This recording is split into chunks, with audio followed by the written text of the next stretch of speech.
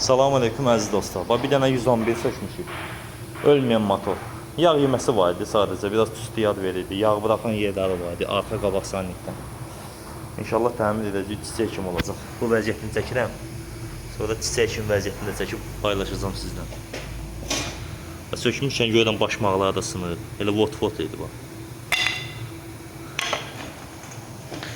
Yağla su da yeyilmişdi içi. Onu da dəyişəcək inşallah.